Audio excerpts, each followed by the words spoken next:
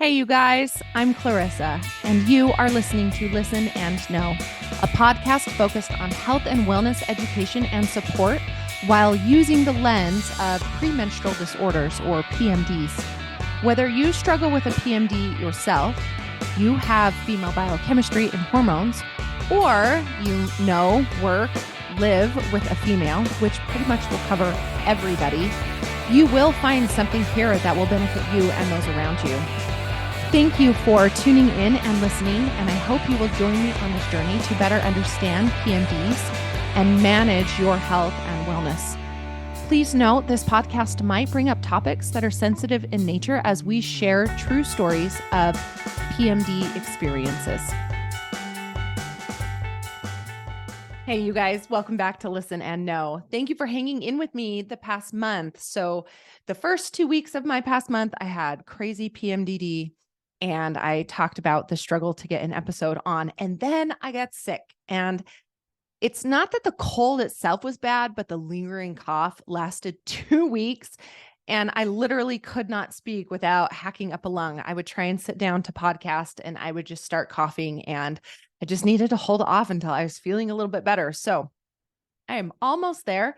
I still cough a little bit, but feeling so much better. That cold was crazy. I have not been that sick in a long time. Anyway, so I am in the throes of summer. My family is home. So if you hear things in the background, I apologize.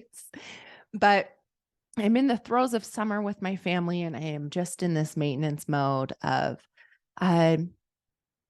being present with my family, but I really still want to get out these PMD episodes for you. And this one's going to be really good. So we're kind of moving back out of the coaching realm and we're kind of coming back into the hormone realm. And I'm really excited to talk about this today because over the past couple of months, I had clients and students talk about this symptom that they were experiencing. And I got curious as to if it was connected to hormones. And so I started doing some research, and sure enough, what we're going to talk about is connected to hormones. So that is so stellar because yet again, there's proof of how important our hormones are to our body and how important it is for us to know where our hormones are at so that we can pull that information and pull those messages in order to be able to listen, and then know our bodies and be able to act on that. And that is why this whole podcast is called Listen and Know.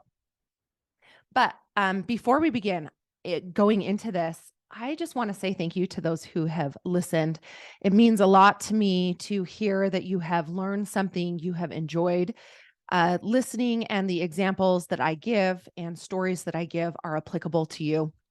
I really appreciate that feedback. It always helps any podcast to leave ratings and reviews. So if you have time, I would love that, or even comments on the Adagio Fit site on the posts. But you can't get this podcast anywhere. So if you can share this with family and friends, that would actually mean the most to me of somebody who might be able to utilize this information and learn more about their bodies. Remember that this podcast has a focus on premenstrual disorders, specifically premenstrual dysphoric disorder. That is the specific disorder that I actually have. And I kind of give these health topics in realms of looking at premenstrual disorders and how to better our lives or understand better our bodies through educating and then applying.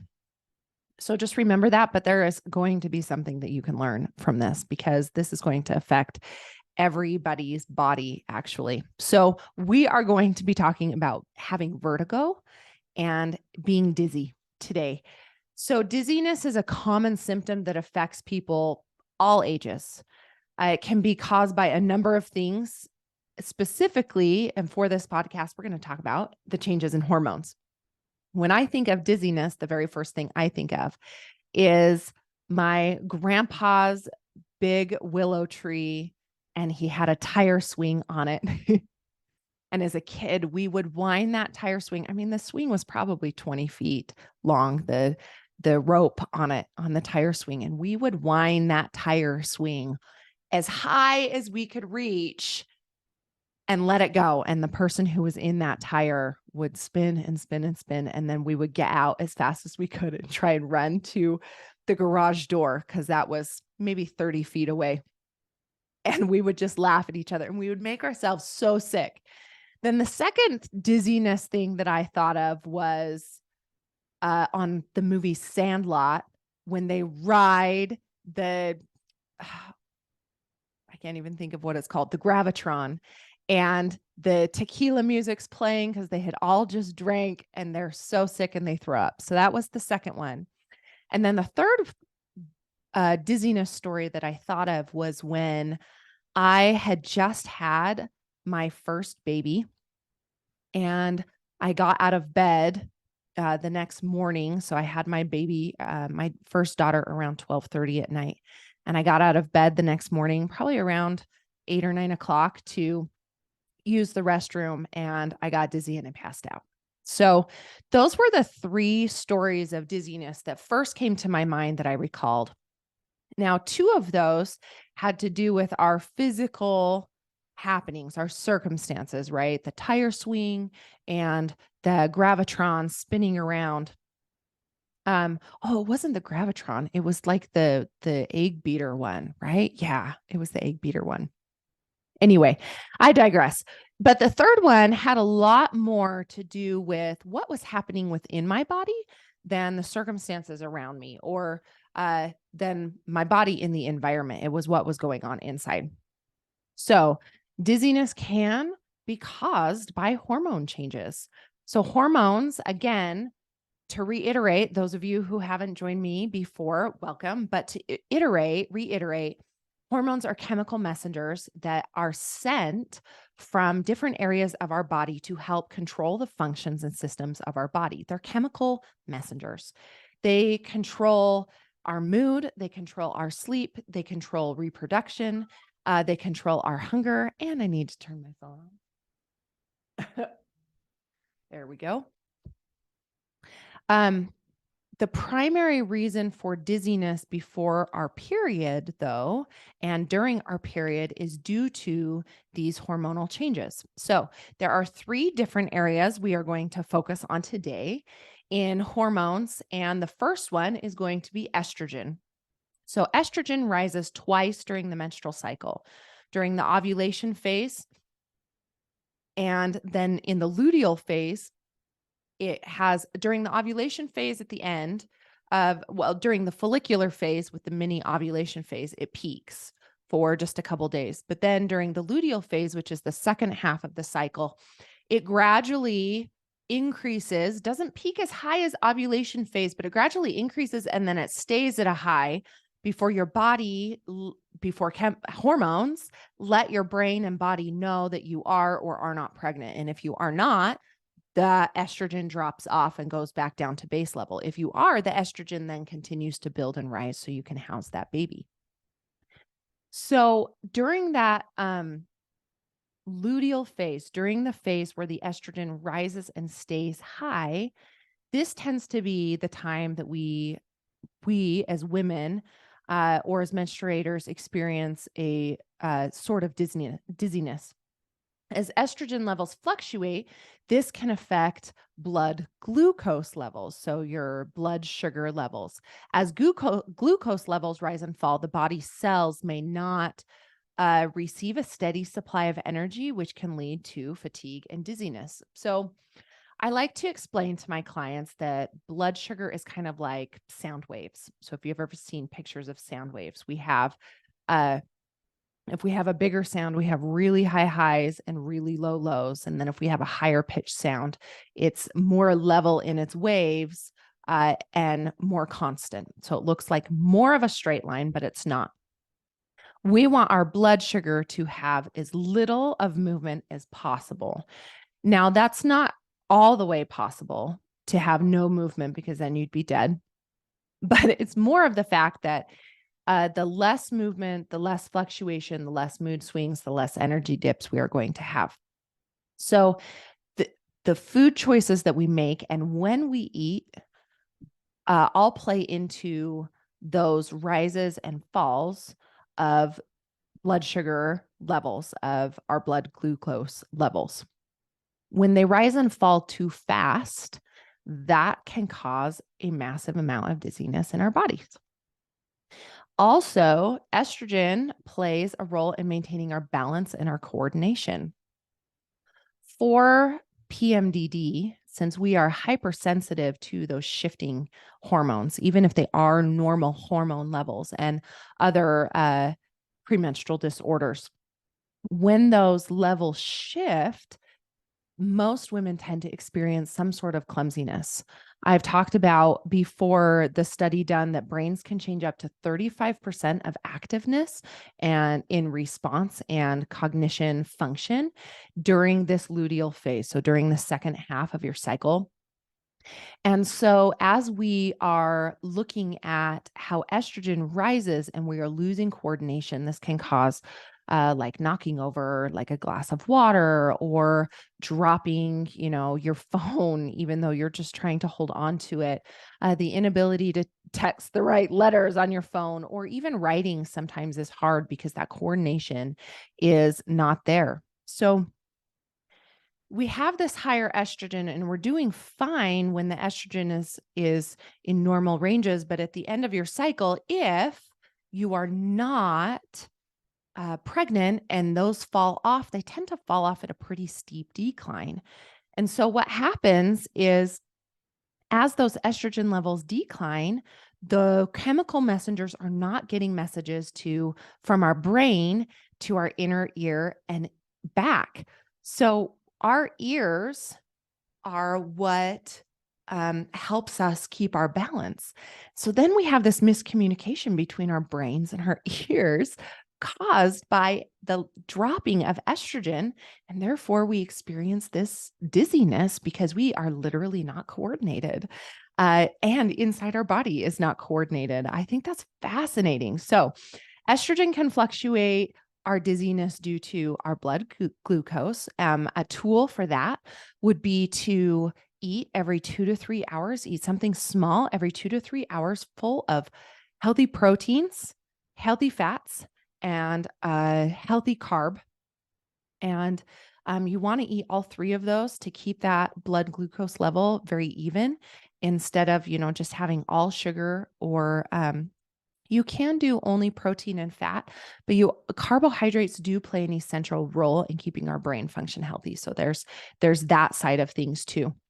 So we have our blood glucose levels, which that tool is to eat every 2 to 3 hours. Sometimes I have to set my smartwatch 2 hours to remind me to eat and to get me up eating because I tend to get lost in the flow of work. And then the second part of estrogen is that balance and coordination, where as the estrogen drops, there is miscommunication between our brains and the fluids in our ears. And so then we have dizziness that we can't necessarily control. And we'll talk a little bit about things we can do to limit this symptom, but we have no control over the lack of communication between the brain and the ears. All right, the second hormone we are going to talk about is progesterone. So progesterone also rises during the follicular phase during ovulation, and then also rises and then stays high for an extended period of time during the luteal phase again. So progesterone changes blood pressure. There is a suggestion, I should say that. I need to say that. There's a suggestion that progesterone changes blood pressure. Now, progesterone slows down our systems. It makes us relax. It's kind of the I'm just along for the ride type of passenger in our bodies. So it will slow down your digestive system. It's going to slow down, again, your reaction time. Well, what is happening is our veins are expanding. And so there is a higher need for blood in our body. So our body is pumping more blood because not only do we have this expansion of the veins, but we also have more blood in our body due to the idea that our body is assuming it's pregnant for those first 2 weeks of post ovulation before our period. So we have this higher amount of blood. Our body is also preparing the lining of the uterus, so it's working extra hard. And so this progesterone may change the blood pressure, slowing things down, helping us feel more relaxed and getting blood to the places that it needs to go. So then we're changing blood pressure. This topic specifically on dizziness was brought up because I had 2 students on the same day in my weights class have to lay down and or sit down and put their head between their knees because they were getting really dizzy. And I specifically focused my classes on making sure we don't get up and down a lot. But there is a point where even in harder weights work where you are going up and down, especially like on a leg day when you're doing lunges, you are going up and down, but their heart was not able to keep up with the need of blood flow. And that blood pressure dysregulation was causing this dizziness. Well, I asked both of my students where they were at in their cycle after class, and they both let me know they were in the luteal phase right before their period started. So then we have this change of blood pressure, and that was the catalyst to me wondering if this had to do with hormones, because usually we experience a dizziness in the menstrual cycle, the menstrual phase of our cycle. And I'm going to talk about that in just a second. So, there's something to be said about that progesterone being high that can cause that blood pressure. So then as you're working out, your blood is having a hard time getting pumped because your heart is working overtime. And then we have that dilation of the veins and we just can't keep up. And so our head loses the ability to have enough oxygen. And so then we start getting that dizziness, right? Okay, so the third one that I want to focus on is prostaglandins. So prostaglandins are a group of lipids made at sites where there is tissue damage or infection dealing with injury and illness. Now, that sounds like it has nothing to do with hormones, but it does, because the lipids are a certain specific type of fat, and lipids are created by getting chemical messengers to that site in our body. So when I talk about having tissue damage or infection, I'm talking about when you may be lifting weights and you are causing striations in your muscles to allow your muscles to then grow more muscle. It's not just layered on top, it's actually split. And then those splits fill in our muscles. And so then we have the message that our brain sends to these lipids that we need to make more in order to repair this damage and inflammation. Well, on top of that, then when you think of, if you put this in the lens of a premenstrual disorder, with the inflammation that happens within a female brain and a female body during the time that the estrogen is high. So estrogen can cause your joints to be sore. It can cause your gums to bleed, because what it's doing is it's softening the body, prepping the body for pregnancy if it is pregnant. People who are more sensitive to those rises in estrogen are going to find that they have more inflammation, more sore joints, worse cramps, those kinds of things, because cramping is even also inflammation and damage to the tissue, because it's a muscle, right? We're contracting and releasing that muscle. And so then we have these lipids that are going to control the process of inflammation and blood flow and formation of blood clots.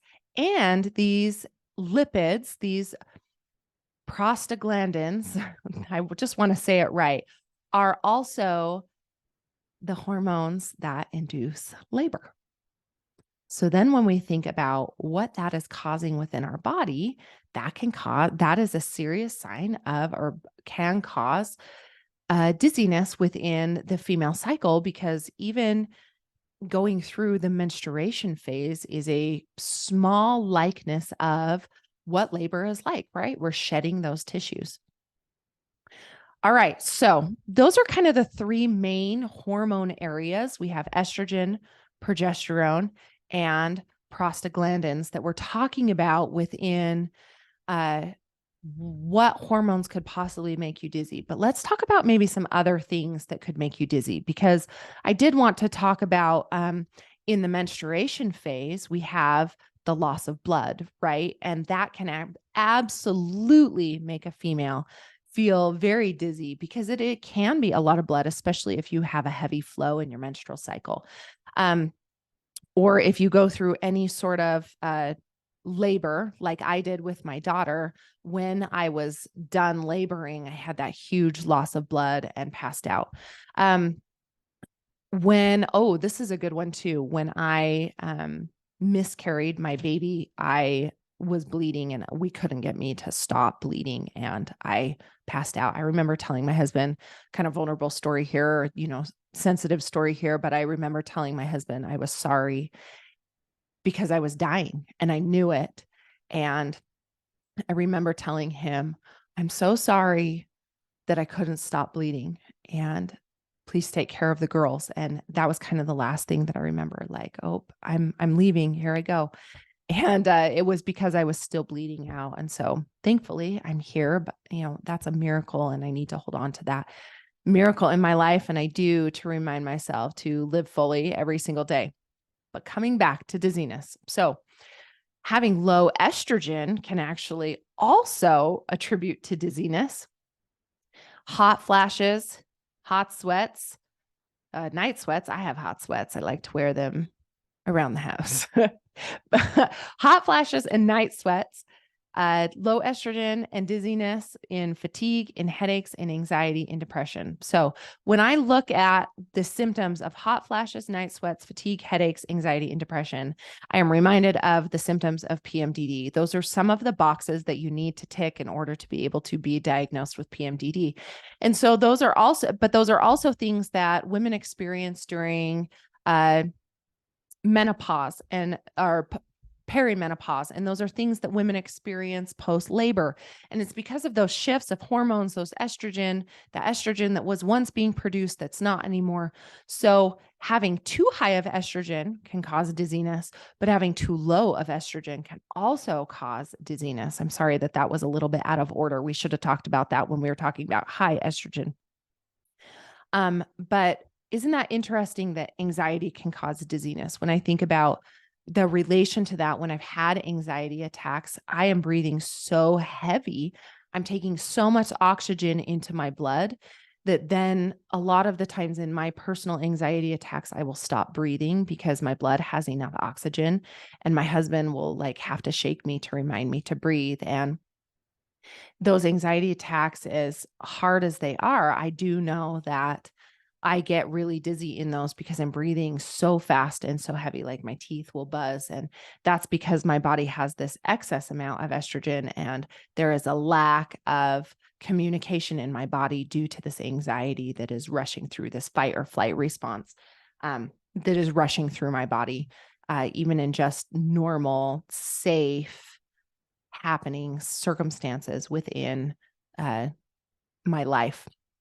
So then there's also headaches. So you can get hormonal headaches, and that usually happens during the fall of the estrogen into the menstruation phase. So from luteal into the menstruation phase, you're going to get those hormonal headaches. A lot of that can be solved, and we're going to talk about this, but a lot of these hot flashes, night sweats, fatigues, headaches, anxiety, depression can be solved by healthy diet and also electrolytes. So we're going to talk about this in just a little bit. Or right now, let's first talk about exercise. So exercise can help improve your balance and coordination when we talked about that progesterone being high. So as we exercise, we're kind of giving ourselves like a sort of buffer insurance. So as our hormones fluctuate, other areas and other capabilities and agility of our body can take over and help supplement that as that progesterone is high. Avoiding caffeine and alcohol. So these substances make dizziness worse. Caffeine specifically, and especially for those who might use like a pre-workout as your estrogen and progesterone are high, as you use caffeine, it is going to stimulate your heart and stimulate and change your blood pressure. And then we are working with that idea that, and the suggested studies that having high progesterone can cause dizziness. So then you're putting a stimulant on top of something that is a chemical that is already going through your body. And we are just, making things even worse. Getting sleep is super important for our balance, for our coordination, right? When we don't sleep, we can be very uncoordinated. We can be very clumsy. When you have PMDD or any sort of severe PMD, sleep is really difficult because as your estrogen and progesterone are high, they tend to disrupt your sleep. You tend to get very vivid nightmares. So then you're not sleeping well, but it's actually a stage in your cycle that you actually need to sleep more and rest more. So it's kind of interesting that the body doesn't function that way, but the need is greater. So you have to slow down exponentially more than most people who might not have a PMD because we're not sleeping as much and we need that extra rest too. Healthy diet. So what I was talking about a little bit earlier, eating the least processed food as possible, food in its wholest form. Anything that comes with an ingredient label, technically anything we do to food is processing it. So even washing a carrot would be processing it. And so we want food to be as little as processed as possible. That's kind of like a very easy way to look at what we are consuming. If we're not eating enough or the right things, we talked a little bit about this, our blood sugar can go wonky, really high highs, really low lows. And then we're experiencing the dizziness from that, but we could also experience dizziness from not fueling our body. We could also experience dizziness from having too much sugars in our body and not a balanced amount of macronutrients. We could have worse coordination and balance because we might be carrying extra weight on our body, and then it puts more stress on our joints, and then causes the extra weight can cause the inability to make the right harmony of hormones for your body. In something practical that you can do, wearing good shoes, wearing the right shoes can help you keep balance. So something that has a really nice foundation. If you are experiencing balance problems, consider using a cane or a walker to stay more stable. You can sit down. You can lay down. Just be careful when you're getting up. The suggestions are to be safe, to don't drive machinery or pull over if you are experiencing some sort of dizzy spell while you are, going through this. And finally, remembering that if you are taking any sort of medication, you could have a side effect of dizziness because a lot of medications work by changing hormones in our bodies or changing the chemical makeup in our body and how our body works. So just be aware of that. There are also medications you can take to help with dizziness, and they help the ears in the brain communicate. And, but there are myriads of things you can do before you head into the realm of, going to the doctor. And I'm not against that, but I just want to reiterate, the things you can do: exercise, avoiding caffeine and alcohol, getting enough sleep, drinking enough water. That was something that I skipped over. Drinking enough water, getting electrolytes. Electrolytes will help your brain function properly. I cannot emphasize that enough in all realms of health for everybody. Everybody's going to need at least a little bit of electrolytes. substitution and supplementation. If you want to know about that, you can listen to the last episode about it. I specifically talk about electrolytes in that episode and the benefits of them for our bodies and for our brains. So cool that dizziness can be caused by, a myriad of things, but it can be related to and within the hormone realm. So as we take care of our hormones, as we choose to listen to those messages and know what they are saying, that we can then help our body stay balanced and coordinated and be able to be up and moving with our families and our friends and our coworkers, and not get those dizzy spells nearly as much as we possibly could if we were not taking care of ourselves. So I hope you guys learned something today. I learned something knowing the 3 hormones that played a main role in affecting our balance and our coordination.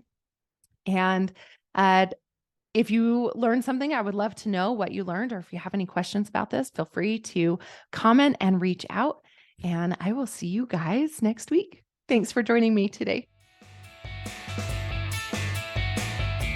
Thanks for listening to Listen and Know. I hope you found this episode helpful and informative. Also, if you know someone who might benefit from this information and these ideas, please share this podcast and send people to the Adagio Fit website and Instagram account, where there are more resources, past podcast episodes, and the ability to coach with me. Also, if you have any questions or topics you'd like me to cover, please let me know. I want to remind you that you are not alone. Millions of women around the world suffer from PMD, and there is help available. If you are struggling, please reach out to your doctor or a mental health professional.